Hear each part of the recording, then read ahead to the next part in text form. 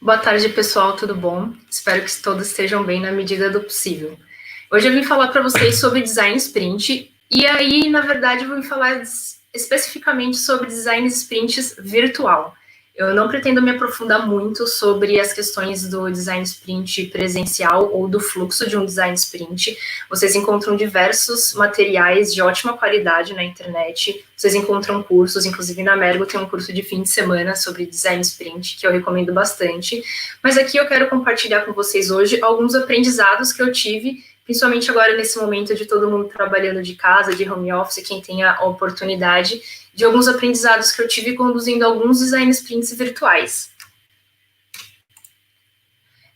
Me apresentando antes, eu sou a Bianca Brancaleone, e eu era aquela pessoa que fazia site de trabalho de escola no segundo ano de colegial, então apesar de trabalhar profissionalmente aí com design nos últimos 15 anos e nos últimos 7 como consultora e freelance, minha história com design, com essa parte de desenvolvimento, vem bem antes disso, né? Eu era aquela menina que tinha blog, que ficava mudando template, que ficava colocando o cursor com rastro, colocando uns marquee aí, então isso já denuncia um pouco o quanto mais de tempo que eu atuo nessa área também, e aí meio que naturalmente acabei indo para o lado do design de multimídia, me formei em design de multimídia em 2007, e depois eu conheci a arquitetura de informação logo depois, e vim evoluindo junto com o mercado aí em todos esses profissionais que a gente foi passando durante o tempo, até chegar no que a gente chama de profissional de experiência do usuário hoje, né? E eu quero dizer que, para mim, é um imenso prazer estar fazendo parte dessa Campus Party edição digital. Todas essas credenciais, todas essas crachás aí são meus, eu participei das 10 primeiras edições, então desde a primeira edição lá de São Paulo, das 10 primeiras edições de São Paulo, né, participei desde a primeira, que foi lá na Bienal, né, então já participei de algumas edições como palestrante, já ajudei ali o pessoal no palco de design também, quando alguém não podia participar, participei, então para mim é muito gratificante poder estar nessa inovação que o Campus Party está fazendo dessas edições digitais. Vamos lá falar sobre design sprint, então, né? Para isso que eu vim. Eu gosto muito dessa definição e vocês vão entender o porquê daqui a pouco, mas bem em alto nível, o design sprint ele é uma ferramenta para você desenvolver uma hipótese, então você tem uma ideia, você tem um problema, a gente vai gerar uma hipótese, a gente vai prototipar uma ideia e testar rapidamente com o mínimo de investimento possível. Quando a gente fala testar rapidamente, a gente está falando de no máximo 5 dias, e o mínimo de investimento possível é o mínimo de investimento de tempo, de dinheiro, né, de equipe possível mesmo. O design sprint ele utiliza métodos como design thinking. Para quem não está acostumado com o termo, eu vou mostrar uma imagenzinha que vai exemplificar um pouco melhor. E tem como característica a restrição de tempo, como eu falei, a gente trabalha com no máximo 5 dias, e a interdisciplinaridade. É muito importante que a gente tenha pessoas de várias áreas envolvidas para a gente desenvolver um produto que seja consistente num período tão curto de tempo. Então, essa definição eu tirei desses cardzinhos. Esses cards são o Product Cards da Product Arena. Se vocês verem aí esse cardzinho 35, acho que assim fica melhor de ver. É um card sobre design sprint. E aí quem escreveu foi a Bianca Brancaleone. Obviamente essa definição é uma definição de diversos lugares que eu já estudei sobre, de pessoas que eu já ouvi e até das minhas próprias vivências, mas essa definição que eu falei para vocês aí dessa ferramenta para desenvolver hipóteses e usando o método de design thinking, vocês podem encontrar nesses cardzinhos também. Então, falando um pouco sobre o design thinking, só para ficar um pouco mais claro para quem não é da área, a gente tem esse conceito no design thinking de divergir, que é abrir as ideias, e convergir, que é quando a gente toma uma decisão para poder caminhar. E o design sprint, ele se baseia muito nessa parte do design thinking, que dentro dessas 6 fases, né? Isso seria um design sprint completo, eu vou falar um pouquinho sobre como pode ser um design sprint não completo, mas a gente tem essa primeira fase de entender, que é colocar todo mundo na mesma página, digamos assim, que é um momento de muita informação, todo mundo conversa, todo mundo entende da área um do outro. Depois a gente converge para uma fase de definição, que é onde a gente toma decisão para o próximo caminho que a gente vai seguir. A gente diverge de novo esboçando, então dentro dessa ideia que a gente escolheu, todo mundo vai desenhar, fazer sketches, né? Isso tudo dentro de um processo também. Depois a gente decide dentro de tudo isso que todo mundo desenhou, qual o caminho que a gente vai seguir para prototipar. Então a gente prototipa uma, ou pode prototipar até 2 ideias, e depois a gente valida, a gente leva isso efetivamente para cliente. Para quem está acostumado com o processo de desenvolvimento, vê que esse é um processo que pode levar semanas e até meses, e a gente faz isso em, no máximo, 5 dias. Eu falei que pode ser um pouco menor, porque pode ser que alguns design sprints não precise prototipar, ou não precise validar, que daí a gente pode diminuir, mas esse é um formato clássico de 6 fases de um design sprint, tá? E aí, para quem também está acostumado mais com a área de startup, de linha, até de tecnologia, antigamente a gente tinha um pouco esse conceito aí de a gente primeiro tem uma ideia, depois a gente constrói essa ideia, a gente lança, tem todo um tempo de lançamento, né, tirando o tempo de construção, lança, capta pessoas para usar, às vezes até investe um dinheiro para divulgar, para depois aprender. E a ideia do design sprint é que a gente tenha uma ideia e a gente aprenda. Como diz essa definição aí do Google Venture, o sprint dá aos times um atalho para aprender sem construir e lançar. E é justamente isso, a gente bota cria um war room ali, cria uma sala que todo mundo está altamente focado para a gente construir uma coisa em uma semana e aprender muito rapidamente. Essa é uma imagem que mostra como se fosse um mapinha aí bem alto nível do design sprint também, que mostra mais ou menos o que a gente faz em cada um dos dias. Eu não vou entrar nesses detalhes no que a gente faz em cada um dos dias, mas o que eu acho mais legal dessa imagem é que a gente tem uma entrada, né, um input aí que é um desafio. Então a gente começa no primeiro dia do design sprint com um desafio para resolver, ou um problema para resolver, e o que a gente vai sair é sempre com um aprendizado. Então, pode ser que nem tudo que a gente planejou as pessoas entendam, ou as pessoas gostem, que a gente já vai aprender isso na fase de validação, mas é sempre um aprendizado. E em tempo de desenvolvimento, um aprendizado em 5 dias é um aprendizado que vem muito rápido, né? Então, um overview, né, uma visão geral de um design sprint, como ele é feito. A gente tem que ter um problema, que pode ser... A gente tem que ter um tema, que pode ser um problema, pode ser uma ideia. A gente tem que ter uma equipe diversa e dedicada ao sprint, e aí por diversa uma equipe interdisciplinar, então uma pessoa que é responsável, uma pessoa que é dona do projeto, uma pessoa que é responsável por marketing, uma pessoa que é responsável por desenvolvimento. Envolver essas pessoas no design sprint é muito interessante. De 5 a 7 pessoas é um número ideal de pessoas para participarem de um design sprint. Menos que isso acaba tendo pouca ideia para ser discutida, mais do que isso pode ficar um pouco difícil de gerenciar, e dedicada porque as agendas dessas pessoas têm que ser fechadas para elas ficarem efetivamente uma semana ou o tempo que a gente for fazer o sprint, dedicadas normalmente das 9 às 5 ou das 10 às 6, todo mundo junto ali super focado no projeto. A gente precisa de pelo menos uma pessoa para tomar decisões. No design sprint a gente tem momentos específicos em que o time toma algumas decisões ou escolhe algumas coisas, e a gente tem essa figura de uma pessoa que é decisora para ela...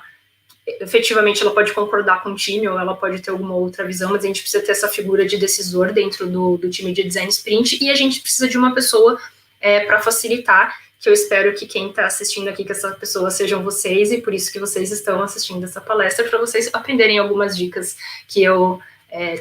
aprenderem alguma dessas dicas ou dos aprendizados que eu tive fazendo esses design sprints online.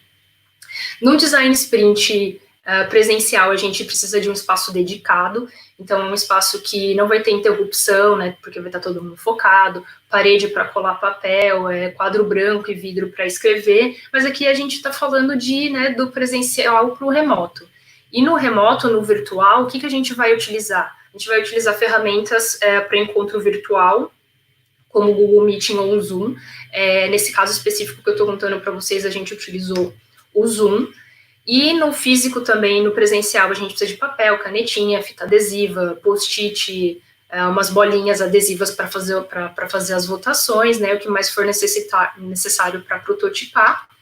E quando a gente está falando aqui de encontros de design sprints virtuais, a gente utiliza ferramentas como de quadro branco, né, quadro branco colaborativo, como o Miro ou Mural.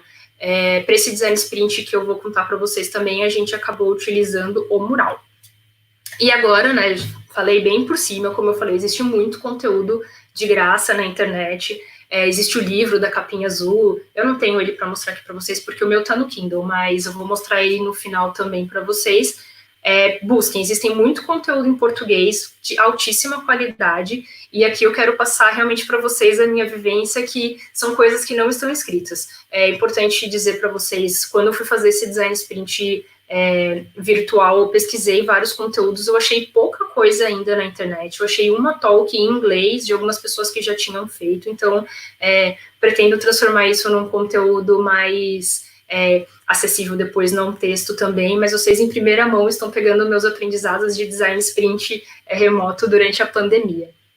Esse design sprint também, ele foi feito um mês depois que começou a pandemia, mais ou menos, então as pessoas ainda estavam se adaptando ao trabalhar em casa, trabalhar remoto, acho que é importante pontuar também quando que ele foi feito, mas as dicas que eu vou dar aqui, provavelmente se depois a gente continuar com essa onda de poder continuar fazendo trabalhos em casa, vai ser muito útil também. Então eu vou trazer esses 3 aprendizados que eu tive nesse design sprint e na iteration sprint, que é o design sprint depois do primeiro, que foi para fazer alguns ajustes. Então, o meu primeiro aprendizado foi que foi muito importante eu ter feito uma apresentação pré-design sprint. Na semana anterior do design sprint, eu montei uma apresentação para mandar para o time, porque a gente estava nesse momento aí de muita incerteza, como as pessoas ainda estavam se acostumando a usar Zoom, Meet, não era a realidade de todo mundo ainda. Então, eu fiz uma apresentação em que eu falei o que era o design sprint, quais as ferramentas que a gente ia utilizar, então a gente ia utilizar o Zoom, o WhatsApp para comunicação assíncrona, a gente ia usar o Drive para compartilhar conteúdos, e a gente ia usar o Mural também, até para se eles quisessem entrar no site, dar uma olhada antes, eles já se sentiriam mais confortáveis com as ferramentas também. Apresentei o time que ia participar, a gente estava sabendo que tinha gente que tinha sido contratada durante o período de pandemia, então a gente mostrou, né, todo mundo que ia estar ali junto com a gente, o horário de trabalho, para as pessoas se programarem também, e os combinados que a gente tem no presencial também, de sem distração, que é um pouco mais difícil quando todo mundo está dentro da sua própria casa e com suas realidades bem diferentes, sobre o tempo contado, né, o design sprint se baseia em ser time boxed, que a gente chama, então todas as atividades têm um tempo muito bem contadinho, porque a gente tem um tempo muito reduzido mesmo, e sempre uma visão positiva, porque é um processo que pode ser meio estressante durante algumas partes meio de decisão, que a gente tem que seguir durante o processo, então era importante que as pessoas estivessem sempre com um pensamento positivo também. O segundo aprendizado foi sobre ter 2 pessoas facilitando o design sprint. Quem estava acompanhando os vídeos antes aí conheceu o Edu, várias pessoas já o conhecem também, o Edu Agni, responsável pela Mergo, e nós 2 conduzimos essa design sprint. Eu fui basicamente a pessoa facilitadora, eu era a cara ali que estava interagindo com o time, e o Edu era a pessoa que estava paralelamente a mim, vendo as mensagens, enviando o link, arrumando os arquivos. Isso foi muito importante. Se uma pessoa que está sozinha tem que cuidar da facilitação, do tempo, de tirar a dúvida das pessoas, e ainda ter que ficar cuidando dessa parte técnica, provavelmente ia ser muito mais quebrado o fluxo. O que eu senti foi que foi muito fluido, pareceu muito com o design sprint presencial, mas muito se deu porque a gente estava super alinhado ali nas outras questões que estavam acontecendo, técnicas paralelamente, que não acontecem quando a gente está no presencial. No presencial a gente está com papel ali, pega o papel, puxa, e no virtual eu percebi que foi bem importante. Então, se vocês tiverem a possibilidade de ter 2 pessoas para conduzir esse design sprint, eu recomendo bastante que vocês façam isso, tá bom? Então, vamos para o terceiro aprendizado. Que é sobre interação fora das atividades. No design sprint presencial, é bem comum que quem está conduzindo ali, quem está oferecendo o design sprint, que tenha um coffee break, que a gente tenha um café da tarde. Normalmente, no almoço, a gente almoça todo mundo junto. E no virtual, isso simplesmente não existe, né? A gente percebeu que A gente combinava às 10 horas, as pessoas estavam entrando 9h58 e a gente já começava.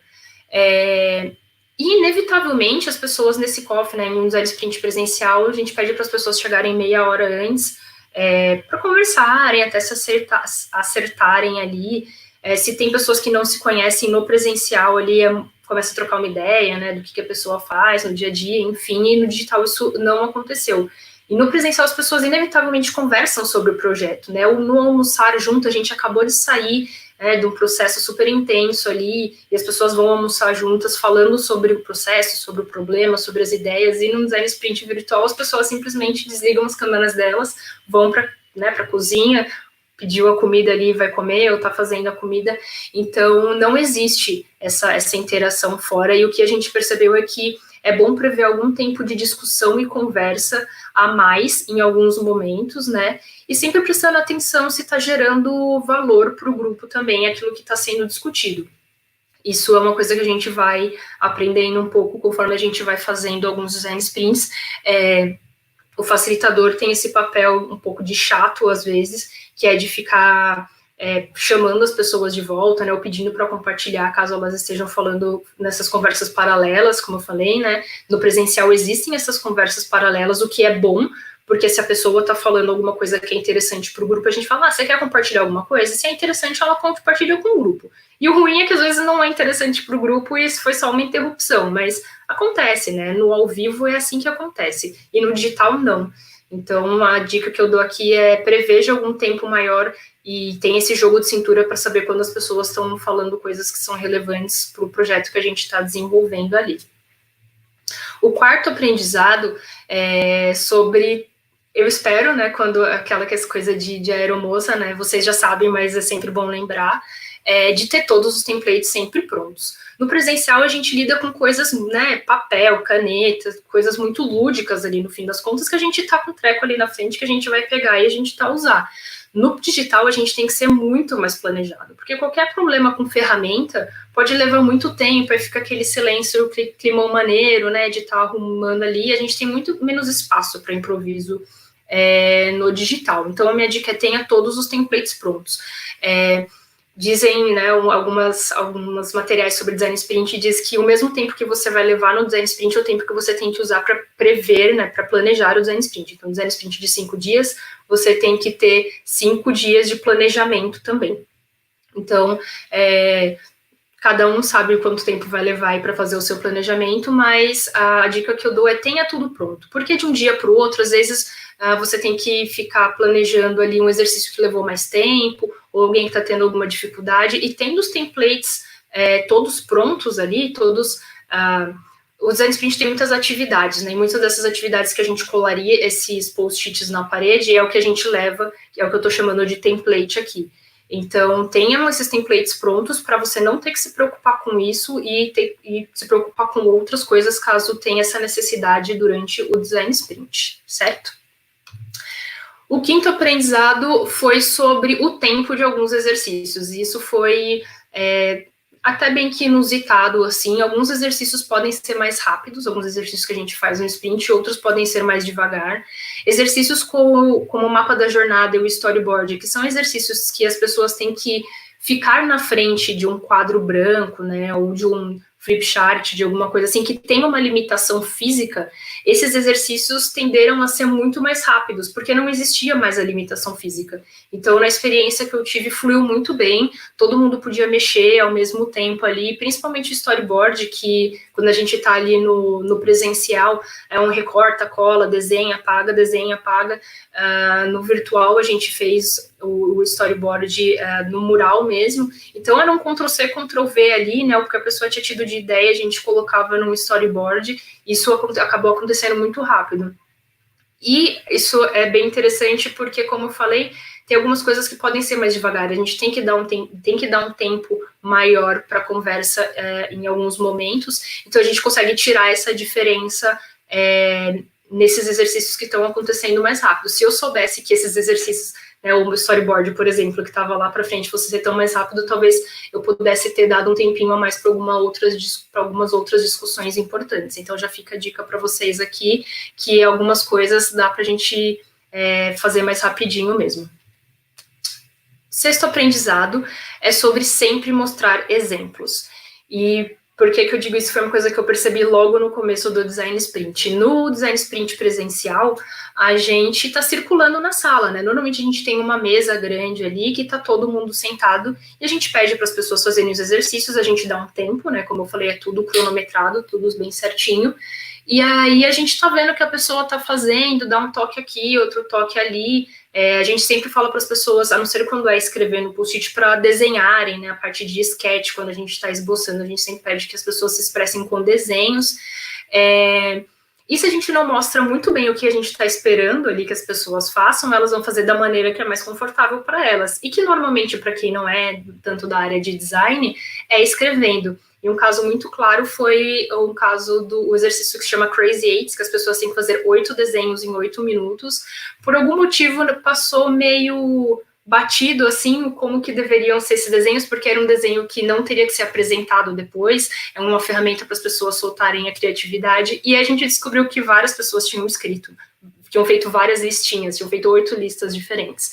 Então, mostrar exemplo é muito importante para as pessoas saberem o que você espera delas, porque senão elas vão para o lado mais confortável que talvez seja escrever. Então, todo exercíciozinho, a gente mostrava o template ali, pedia para elas fazerem no computador delas, e aí elas passavam para o template no momento que a gente pedia para elas passarem, para simular bem essa coisa do design sprint, que é todo mundo trabalha, e depois as pessoas pegam um post-it e colam apresentando. Então, elas faziam sozinhas e depois colavam lá no template explicando o que elas tinham planejado.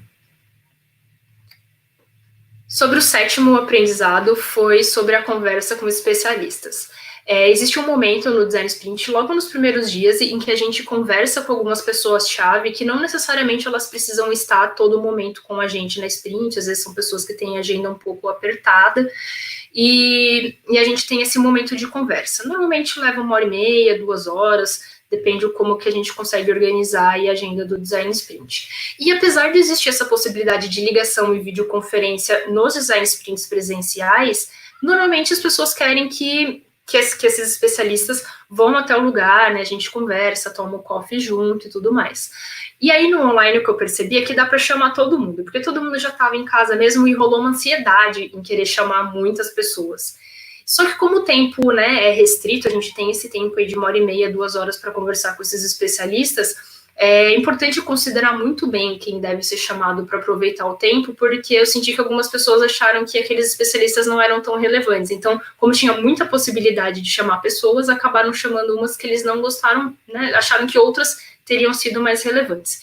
Então, a minha dica aqui é peçam para as pessoas considerar bem quem deve ser chamado para aproveitar bem esse tempo com o especialista. Dá para chamar tanta gente, a gente fica com tanta vontade de chamar tanta gente legal, mas que eles sejam bem criteriosos nessa escolha.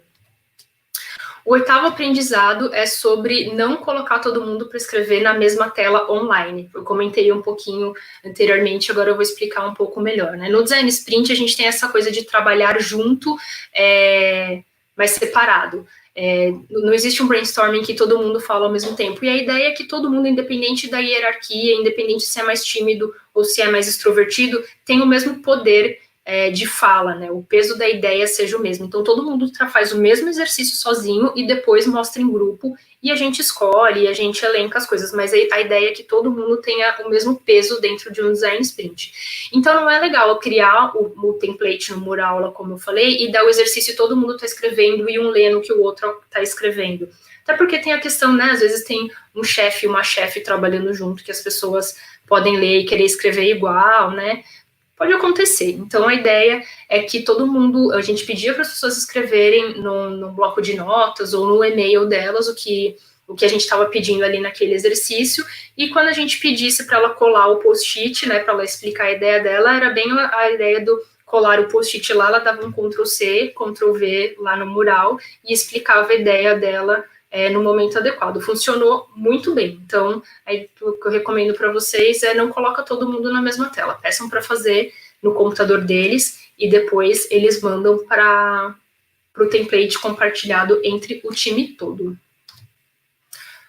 Vamos para o aprendizado 9, pedir para ficar na sala só quem estiver participando, né? No design sprint presencial, quem está ali, está efetivamente ali. A pessoa não pode estar numa sala de design sprint e estar no celular ou estar no computador, até porque esse é um dos combinados que a gente tem nos primeiros dias. E no digital é muito fácil a pessoa dar um mute ou fechar a câmera dela. E aí é um aprendizado que a gente teve, a gente conta com o tempo da pessoa, com o tempo de apresentação, né? Com a quantidade de ideias, e aí, em alguns momentos a gente pedia para alguém apresentar, e a pessoa falava, eu estava numa reunião aqui e não participei. Então, a dica aqui é peça para as pessoas ficarem nas salas, peça para ficar na sala só as pessoas que efetivamente forem participar dos exercícios. Se a pessoa tiver que sair por algum motivo super compreensível, mas para mandar uma mensagem avisando e sair na sala, isso facilita muito para os facilitadores. O nono aprendizado é sobre falta de comprometimento com o horário. A gente sabe que está bem complicado, né? Tem gente que tem filho, pais, cônjuge, bichos, enfim, na casa, e que está complicado, não é a mesma rotina, mas a gente percebeu que aconteciam pequenos desajustes de 10 minutos, entrava 10 minutos depois, né? No físico, as pessoas acabam tendo um pouco mais de vergonha de fazer isso, né? Porque, né, abre a porta e todo mundo vê, mas no digital você entra lá de quietinho, ninguém te vê, e aí aconteceu com uma certa recorrência. O que a gente estava fazendo, a gente estava prevendo uns minutos de atraso na volta mesmo, mas talvez dar esse toque para as pessoas no início do design sprint ajude a uma condução bem clara também. O 11º aprendizado é sobre ser rigoroso com o tempo. Como eu falei, a gente sabe que a realidade das pessoas está muito alterada trabalhando em casa, então era um comprometimento meu que a gente sempre fizesse as pausas e finalizasse o design sprint no período combinado. Se não deu tempo de fazer alguma coisa, eu me ajustava no dia seguinte, a gente jogava o exercício para outro dia, diminuía o tempo um pouquinho de todos os exercícios para dar tempo de encaixar um outro, mas a minha dica aqui é seja rigoroso com o tempo com as pessoas, é importante, eu acho que é respeitoso com as pessoas que estão trabalhando com você, né? É bem cordial. A 12ª dica é sobre lição de casa, entre um dia e outro pedir tarefa rápida para o time, tem uma tarefa muito específica que chama Lightning Demos, que são demonstrações relâmpago, então coisas pequenas que não vão tomar tempo da pessoa, dá pra gente pedir de um dia para o outro, foi muito legal, as pessoas trouxeram documentos muito ricos pra gente, então se você sentir que precisa e o time topar, dá para pedir de um dia para o outro algumas atividades sim, e não fica aquele tempo chato de silêncio às vezes na sala. E o último aprendizado é que não ver as pessoas torna a vida do facilitador menos fácil, né? A gente não sabe como está o clima, como está o ânimo das pessoas ali. Eu descobri que existe esse canvas para você pedir para as pessoas para elas pontuarem como elas estão se sentindo, mas eu descobri lá depois do design sprint, vai ficar como referência aqui para vocês, eu quero muito usar esse canvas em alguma apresentação futura, vocês vão ficar com o link aí depois, vocês podem explorar um pouco também. Então, só passando as referências para vocês, para quem quiser aprender um pouco mais sobre design sprint também, tem o site do design sprint do Google, é esse link designssprintkit.google.com, tem diversas dicas de como fazer, quais dinâmicas utilizar durante o design sprint, que é de graça. Tem esse site também, tem essa empresa que chama Engine Smart, eles têm diversos vídeos sobre design sprint, eu sou super antenada nos conteúdos que eles lançam, são sempre eles são experts em design sprint, os conteúdos são muito bons. Eles inclusive lançaram um template no Miro, que se chama no Miroverse, né? É um template para uma semana inteira de design sprint, em inglês, mas vale muito como base para quem quiser estar pensando em fazer um design sprint online. E o livro clássico, né? Recomendo super, a leitura é super rápida, ele dá várias dicas de mercados diferentes, que eu sempre recomendo para quem quer aprender mais sobre design sprint, começar com esse livro é bem interessante. Gente, é isso, foram vários aprendizados, também expliquei um pouquinho sobre design sprint, eu quero dizer que eu estou super disponível, esse é o link da apresentação, quem quiser me adicionar no Instagram, no Twitter e me chamar, fico à disposição. Muito obrigada, espero que vocês tenham aproveitado.